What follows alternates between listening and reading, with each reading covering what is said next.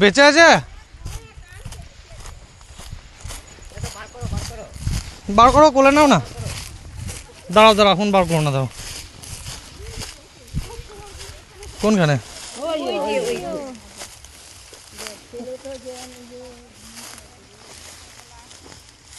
বেঁচে আছে তো। আমরা ইমার্জেন্সি গেটের সামনে। ইমার্জেন্সি গেটের সামনে। হ্যাঁ, আমরা ইমার্জেন্সি গেটে ঢুকলাম দিদি।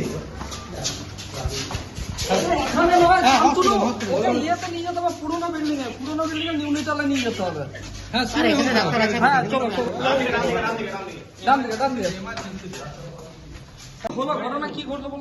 অ্যাকচুয়ালি তথরঘাটাতে আমরা বন্ধুরা মিলে পিকনিক করতে গেছিলাম, সেখানেই দেখতে পাই যে মানে আদিবাসী কিছু লোকজন এলো, ওনারা বললেন যে বাচ্চাটা ওখানে পড়ে আছে।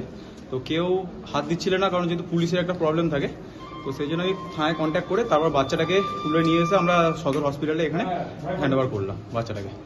কি অবস্থা পেয়েছিলেন? বাচ্চাটা একদম সদ্যজাত, এমনকি ওর নাড়িটা অব্দি কাটা হয়নি। তো আমরা প্রথমে হাত দিচ্ছিলাম না, তারপর তুলে নিয়ে আমরা এখানে জমা দিলাম বাচ্চাটাকে। এখন কি অবস্থায় আছে?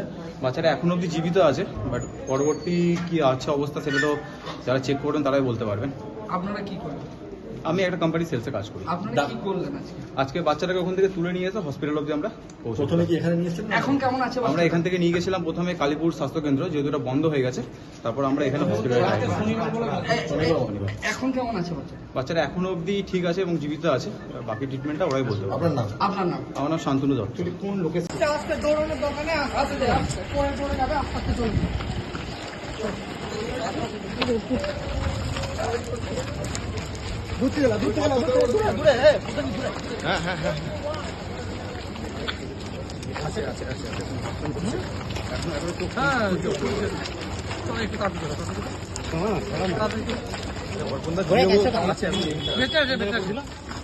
চশো জঙ্গলে একদম আলামা হয়ে গেল। আরে খুঁজে খুঁজে কি করে পাবে? এখানে বললাম তো, বুঝলাম স্যার, 500 টাকা বললাম যে একদম ইয়েটা চলে আসো, তারপরে পাবে। এই ব্যাপার আমি বললাম যে চলে একসাথে দেখে আসি। জানার পর কিন্তু আমরা আপনাদের আবারও দেখাবো সিউড়ি হসপিটালে, যেখানে বাচ্চা হওয়ার যে লেবার রুম আছে, ওইখানে নিয়ে যাচ্ছে আমরা। আপনি চলে আসুন।